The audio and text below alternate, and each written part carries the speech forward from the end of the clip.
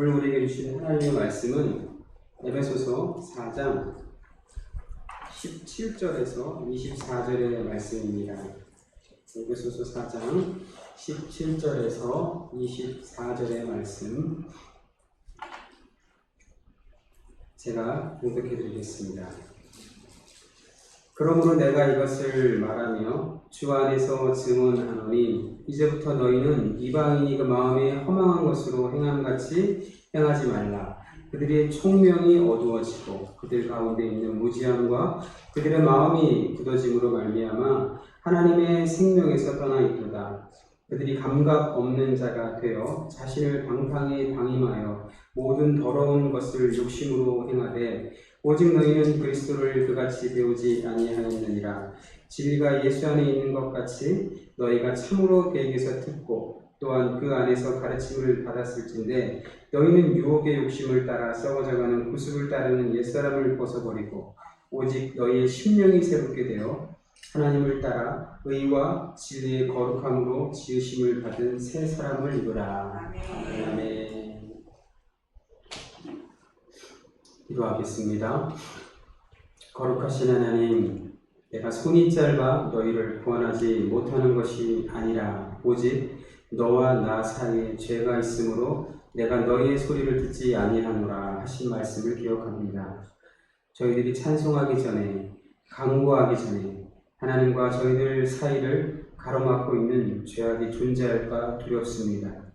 이 시간 지나온 시간들을 되돌아보면서 모든 죄를 고백하오니 용서해 주시옵소서. 육신의 안일함과 나태함에 사로잡혀 말씀을 읽고 기도하는 생활을 멀리했습니다. 우리를 부르시는 목자의 음성을 외면하고 세상 즐거움을 찾아 방탕하며 자랐습니다. 조악한 환경과 내 자신의 무능을 핑계 삼아서 주님께서 맡겨주신 사명에 대해서는 작은 짐 하나도 지려하지 않았던 저희들의 모습입니다. 주님께 충성하는 것이 가장 보람있는 인생을 사는 길이요 복을 받는 길임을 믿고 살았던 저희들입니다. 하나님과 저희들 사이에 가로막고 있는 이 모든 안일한 행동과 강팍한 마음을 제거해 주시옵소서. 주님, 이 시간도 부족한 종이 하나님의 말씀을 들고 강단에 설 때 주님, 하나님께서 원하시는 말씀만 선포되는 복된 시간 되게 하여 주시옵소서. 감사합니다. 예수님의 이름으로 기도드립니다. 아멘.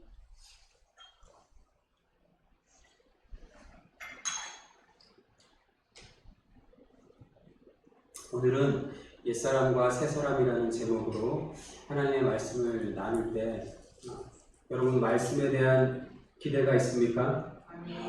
기대감이 있는 성도님들에게 더 큰 은혜가 하나님께서 부어줄 줄 믿습니다. 시간이 조금 오버했더라도 좀 이해해 주셨으면 좋겠습니다. 오늘 예배가 조금 늦게 끝나서 늦게 시작해서 설교를 준비하면서 항상 고민되고 어려운 게 뭐냐면 성경의 말씀과 또 우리 성도님들이 살아가는 삶의 현장과의 그 거리예요. 그 거리를 어떻게 좁힐까? 어떻게 이해시키면서 설득할 수 있을까? 설복할 수 있을까? 그 부분이 참 어렵습니다.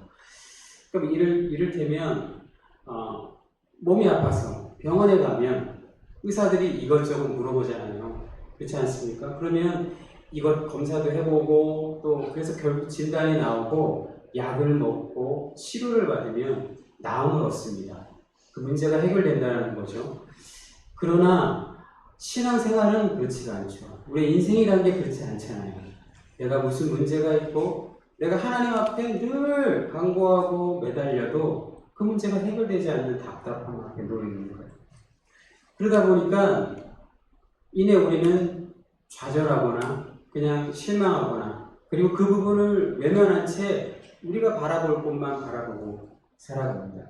그러다 보니까 신앙생활이 때로는 늘 한편으로 쏠려 있는 거예요. 그러다 보니까 내 멋대로의 신앙, 내 마음대로의 신앙이 우리의 삶을 자리 잡고 있는 것 같아요. 그래서 여러분, 그럼에도 불구하고 여러분 우리는요, 성경의 말씀을 더 깊이 알아야 되고요. 오늘 장로님 기도하신 것처럼 우리에게 이 자리에 부르신 건 여러분, 하나님께서 하나님을 깨달을 수 있는 지혜를 주셨기 때문에 그런 거예요. 놀라운 겁니다, 여러분. 그건 여러분, 그게 은혜인 거예요. 예. 그러니까 우리를 부르셔서 하나님의 백성 삼아 주셨는데 마음대로, 우리 멋대로 그냥 교회만 나오는 것으로 우리의 신앙을 증명한다는 건 그건 정말 하나님이 보시기에 너무나 가슴 아픈 일일 것 같습니다. 그러니까 힘들고 어렵지만 부딪히고 또 그 안에서 우리는 우리의 신앙의 또 깊이를 찾아가야 되는 것이죠. 할렐루야. 그것이 어떻게 보면 우리가 이 땅에서 살아가는 이유가 되고 또 근거가 될 수 있을 것입니다. 여러분, 우리는요 예수 그리스도의 구속의 사역을 통해서 이미 다 새 사람이 되었습니다. 할렐루야. 팀켈러 목사는요 복음이란 예수 그리스도께서 우리를 위해서 어떤 일을 하셨는가를 깨닫는 것이다 라고 말씀하셨어요. 그러나 우리는 여전히 우리가 무엇인가를 더 해야 된다라는 그런 강박적 사고를 가지고 있는 것 같아요. 복음의 전제는 여러분 언제나 하나님으로부터 나에게 어떤 은혜가 주어졌는가 그것을 깨닫는 것이지 내가 무엇을 해서 그것을 도달하는 것이 아니라라는 사실을 우리가 명확히 정리하고 있어야 될 줄 믿습니다. 우리가 성경을 읽을 때 이 기준을 명확하게 세워놓으면요 절대로 다른 길로 빠지지 않습니다. 하지만 우리는 이렇게 복된 기쁨을 잘 누리지 못하고 살아가는 거예요.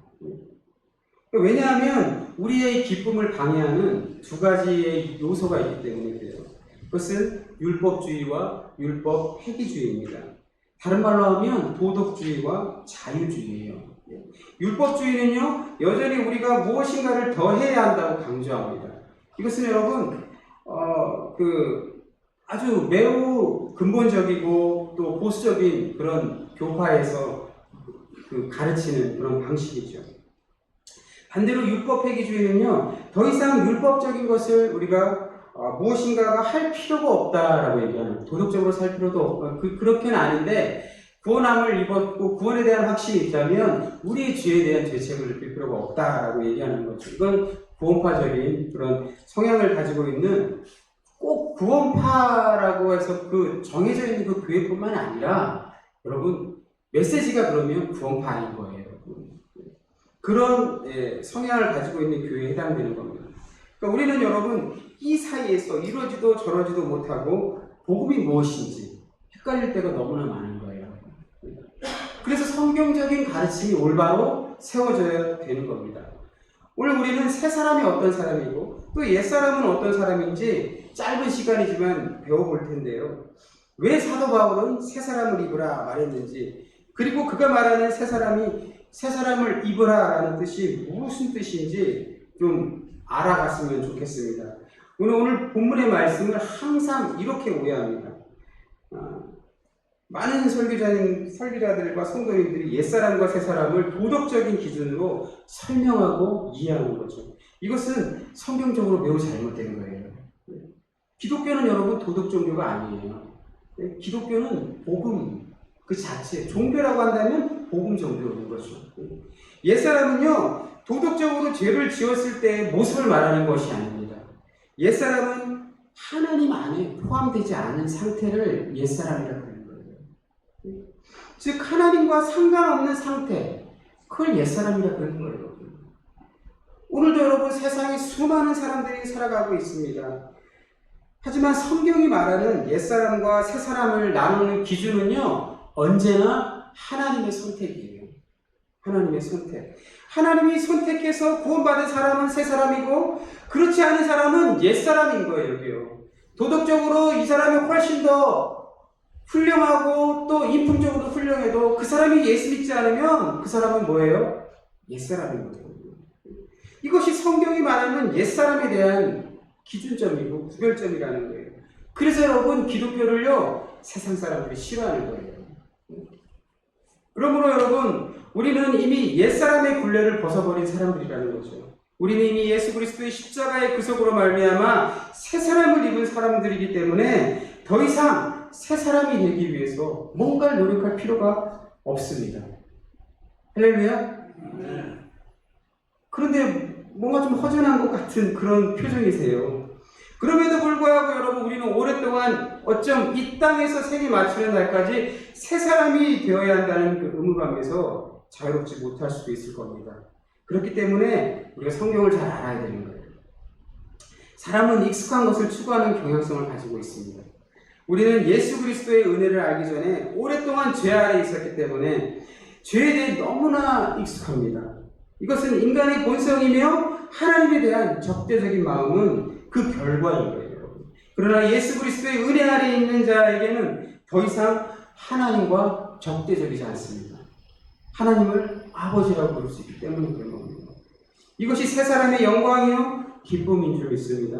이미 예수 그리스도 안에서 주어진 그 은혜의 깊이와 넓이와 높이를 깨닫는 것이 여러분 우리 성도의 표대예요. 여러분. 그 영광을 맛본 사람은요 결코 옛사람의 흔적을 찾아가지 않을 줄 믿습니다. 제가 살이 좀 많이 뺐습니다. 여러분. 거의 한 7, 8kg 이렇게 뺐어요. 몸이 정말 날아갈 듯하게 가볍거든요. 근데 제가 지금이 처음이 아니라 예전에도 이렇게 살을 뺐었어요. 근데 금방 다시 돌아왔습니다. 요요라고 그러지 않습니까? 근데 이번에는 제가 제 인생을 걸고 절대로 다시는 그 자리로 돌아가지 않겠다.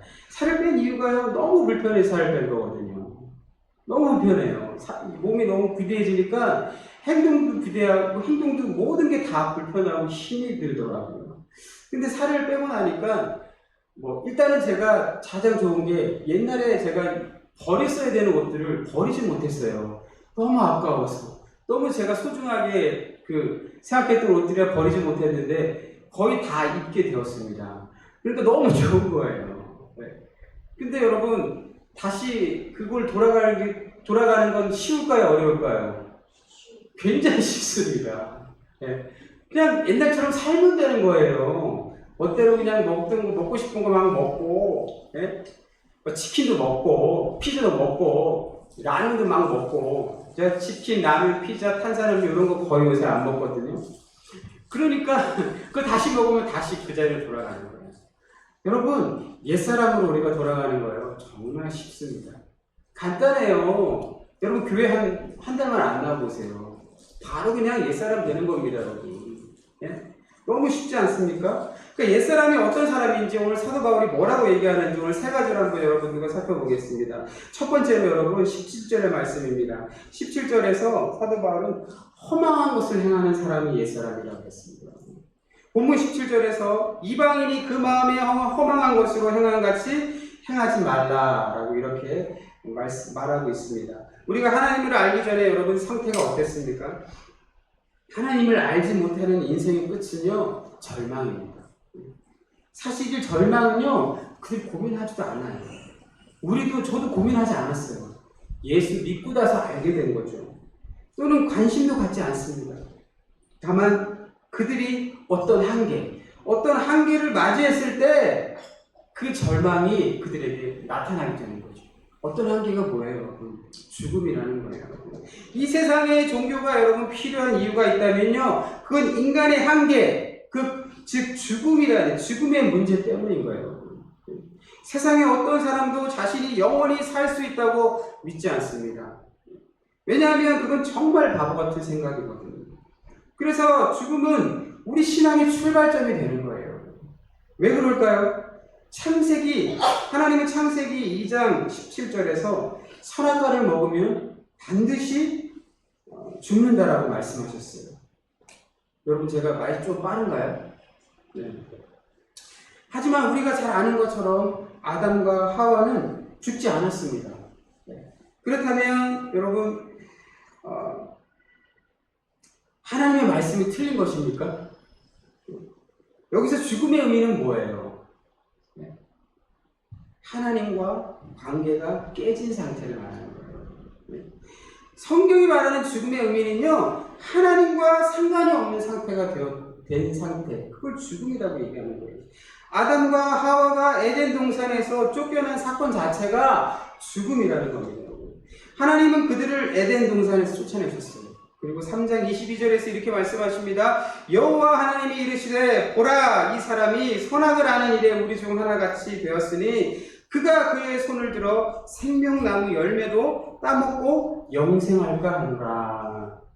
에덴 동산에서의 삶은요 여러분 영원한 삶이 가능했다라는 거예요. 그곳에는 뭐가 있어요, 여러분? 생명나무 열매가 있기 때문에 그렇습니다. 그것은 하나님께서 인간을 영생케 하기 위해서 만들어 놓으신 겁니다. 어떤 의미에서 그것이 여러분 새 사람의 모형이에요, 모형. 새 사람이라는 말은 완전히 다른 사람이 되었다기보다는요 원래의 모습으로 회복되는 것을 말하는 거예요.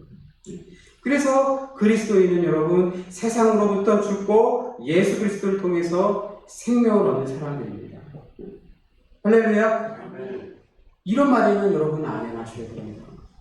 하나님을 알지 못하는 인생들은 죽음을 생물학적으로 숨이 끊긴 상태로만 알 뿐이에요, 여러분. 그들은 죽음의 끝을 알지 못합니다.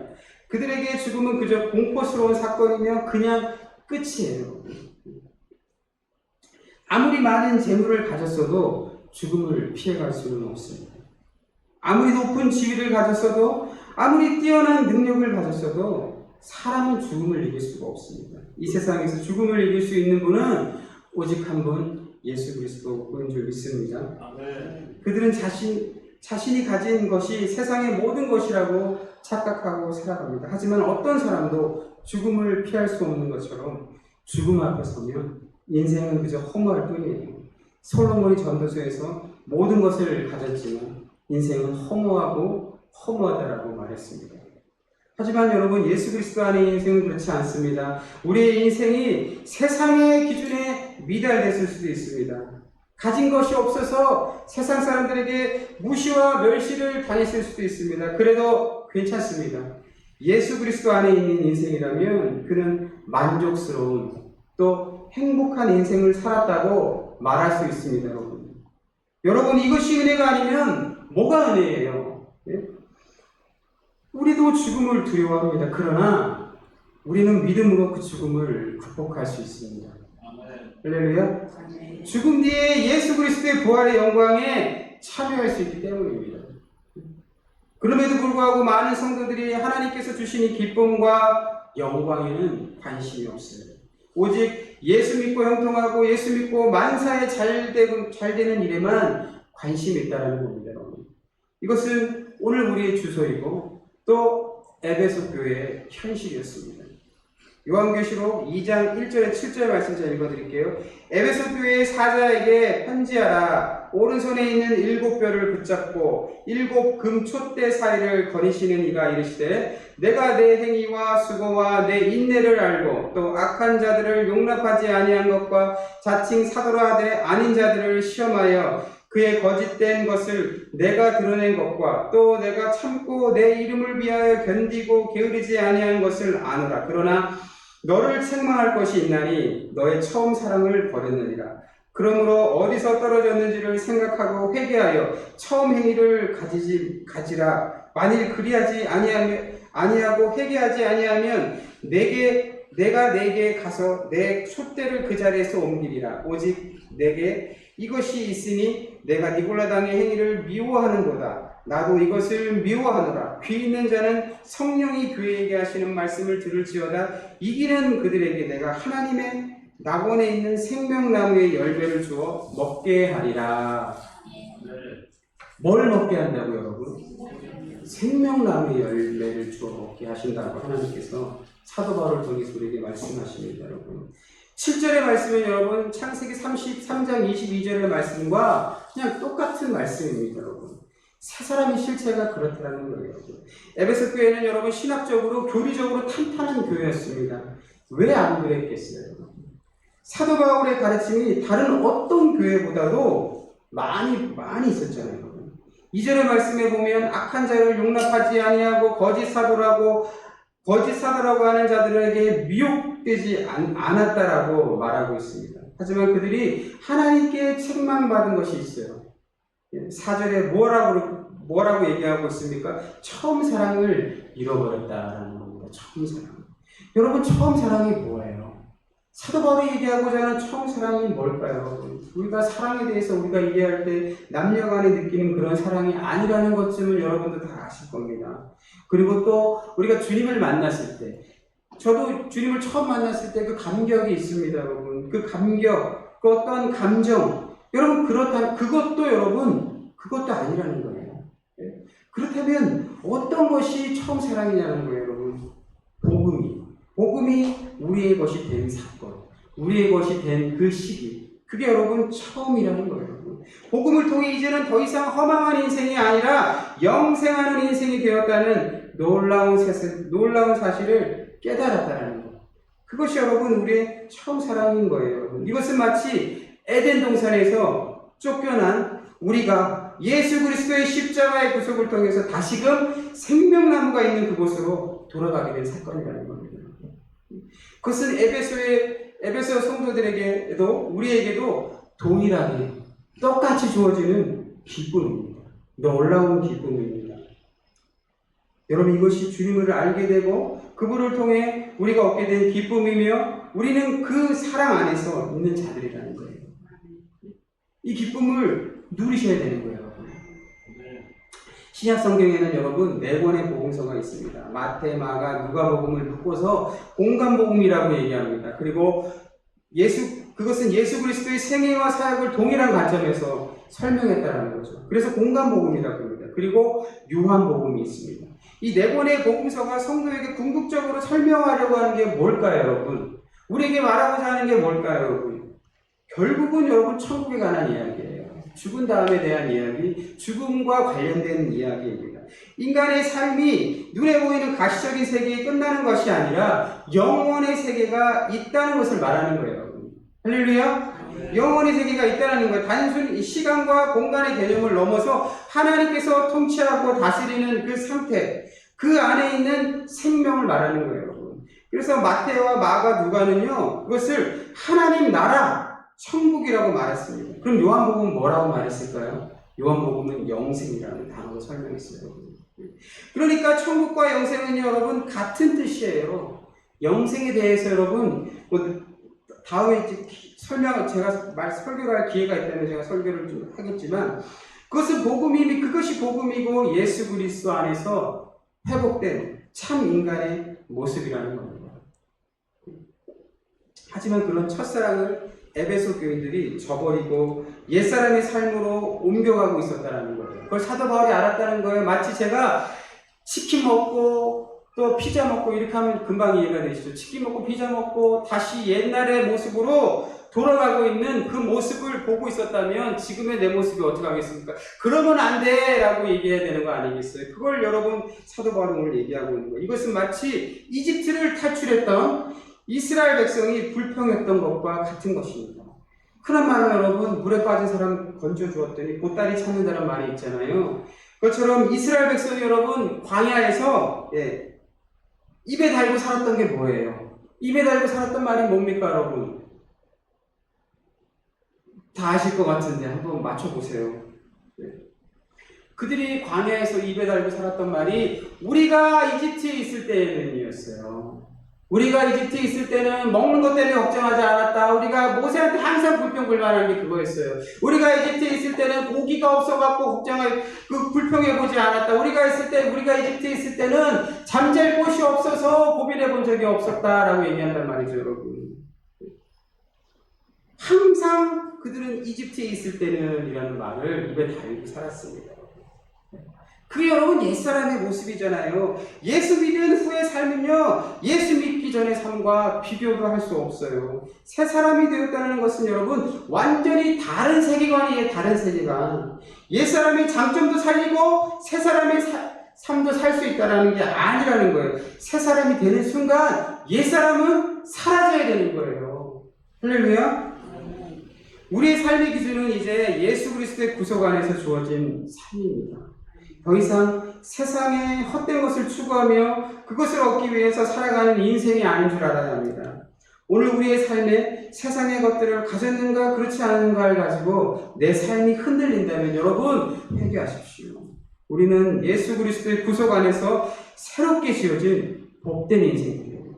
허망한 것들을 따라다니는 세상의 사람이 아니라 우리에게 주어진 놀라운 영광스러운 생명을 발견하는 복된 성도님들이 되기를 주님의 이름으로 축원드립니다. 두 번째는 18절의 말씀입니다. 하나님의 생명에서 떠난 사람이다 라고 사도 바울은 얘기하고 있습니다. 18절에서 바울은 옛사람을 하나님의 생명에서 떠난 사람들이라고 말하고 있습니다. 어떤 사람들이 하나님의 생명에서 떠난 사람들입니까?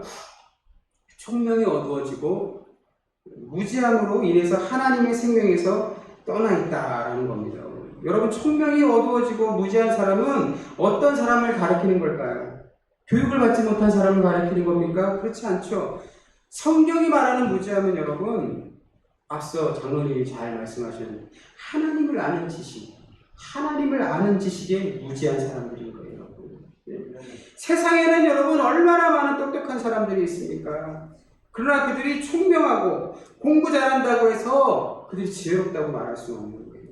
지식은 많이 가지고 있을 수 있습니다. 하지만 지혜롭지는 못한 사람들이 얼마나 많습니까? 정치판을 보십시오, 여러분. 용산에 가면 정말 최근에 보면 더 삽질을 많이 하고 있는데 아주 그냥 엉망진창입니다. 여의도에 가보십시오. 거기에도 똑똑한 사람들, 학교 다닐 때 내노라 했던 사람들 천진데 왜 자기들이 전문직에 있을 때 대단했던 사람들이 왜 배지 하나만 달면 이렇게 바보가 되는지 모르겠습니다. 영국 북서부 컴브리아 카운티라는 그 아름다운 도시가 있는데요. 여기에 가면 여러분 산톰 브릿지라는 작은 시골 주점이 있답니다. 그래서 매년 11월이 되면 거기서 세계 최고의 거짓말 대회가 열린다는 거예요. 근데 이 대회는요, 19세기 술집을 운영했던 윌리슨 노인이 창시해갖고 지금까지 200년 동안 이어져 오고 있는 그런 아주 인기가 있는 그런 대회라는데요. 그런데 여러분, 이 대회에 참석하지 못하는 직업이 있어요. 뭔지 아세요? 네? 아시는 거예요? 정치인들, 변호사. 참석을 못한다는 거예요. 왜 그렇습니까? 그 사람들은 거짓말에 대해서 타의 추종을 풀어오기 때문에 아마추어는 상대가 안 된다는 거예요. 그래서 변호사랑 이 정치인들은 절대로 참여 못한다는 거예요. 2007년에는 여러분, 영국 성공의 신부가 이 대회에서 트로피를 받았대요. 이 사람이 뭐라고 얘기했는지 아세요, 여러분? 자신은 태어나서 지금까지 한 번도 거짓말을 하지 않았다라고 말했다는 거예요. 그러니까 좌중에 아주 그냥 폭소를 자아냈다고 하는 거예요. 여러분, 세상 사람들은요, 이렇게 자신의 이익과 욕심을 채우기 위해서 남들을 속입니다. 그들은 하나님을 알지 못하기 때문에 하나님의 지혜도 알 수가 없어요.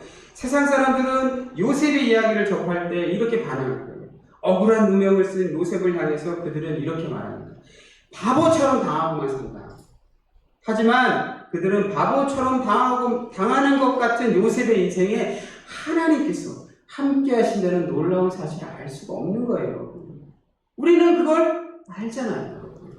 왜 그렇습니까? 그들은 하나님을 알지 못하기 때문에 알 수가 없어요. 하나님이 바보처럼 당하고만 사는 것 같은 요셉의 인생을 통해서 여러분, 하나님의 일을 하시는 거예요. 하나님의 일이 뭐예요? 생명을 살리는 겁니다. 그리고 당신의 약속을 신실하게 지켜내시는 거예요. 하나님을 알지 못하는 사람들은요, 절대로 하나님의 섭리를 알 수가 없습니다. 사랑하는 성도 여러분, 지금 여기에 계신 여러분들, 저와 여러분들, 정말 세상에 뭐 내놓을 거 없어요. 뭐 그렇게 대단한 것도 없고, 내세울 것도 없습니다. 그러나 기죽지 마세요. 우리는요, 하나님을 아는 지식입니다. 그게 얼마나 큰 거예요, 여러분. 그걸 자랑하십시오. 하나님의 아는 지식을 자랑하세요. 그걸 뽐내시고 그걸 기뻐하십시오. 할렐루야. 세 번째입니다. 조금만 참으십시오. 세 번째 19절의 말씀인데요. 19절에서 모든 더러운 것을 욕심으로 행하는 사람이다 라고 말하고 있습니다. 여러분, 마지막으로 옛사람은요, 모든 더러운 것을 욕심으로 행하는 사람이라고 사도 바울은 말하고 있습니다.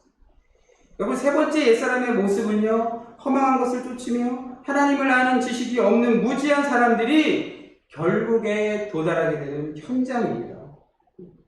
사도 바울은 자신이 받은 축복을 빌립보서 3장 7절에서부터 9절의 말씀에서 이렇게 고백했어요. 그러나 무엇이든지 내게 유익하던 것을 내가 그리스도를 위하여 해로 여길 뿐더러 또한 모든 것을 해로 여김은 내 주 그리스도 예수를 아는 지식이 가장 고상하기 때문이라. 내가 그를 위하여 모든 것을 잃어버리고 배설물로 여김은 그리스도를 얻고 그 안에서 발견되려 함이니 내가 가진 의는 율법에서 난 것이 아니요 오직 그리스도를 믿음으로 말미암은 것이니 곧 믿음으로 하나님께로부터 난 의라. 할렐루야. 여러분, 당대의 사도 바울의 지위는요 설명할 필요가 없을 정도로 대단했습니다. 많은 유대인들로부터 여러분 지지를 받았고 그는 유대교의 미래였어요. 하지만 그가 예수님을 만나고 복음이 그를 사로잡자 그는 그 즉시로 자신의 상태를 깨닫게 된 거예요. 지금까지 자신이 추구했던 모든 것들이 뭐라고요? 험한 것들이요. 하나님을 알지도 못하면서 하나님을 안다고 자랑했던 자신의 많은 시간들이 부끄러웠던 겁니다. 그러면서 그가 말하는 고백을 들어보십시오. 8절에서 바울이 이렇게 말하고 있습니다. 내 주 그리스도 예수를 아는 지식이 가장 고상하다. 할렐루야. 그래서 여러분, 그는 자신의 옛사람을 배설물로 버렸다라고 극단적으로 고백을 하고 있는 겁니다. 우리의 옛사람은 여러분 이미 예수 그리스도의 구속으로 말미암아 우리 안에서 이미 소멸됐어요.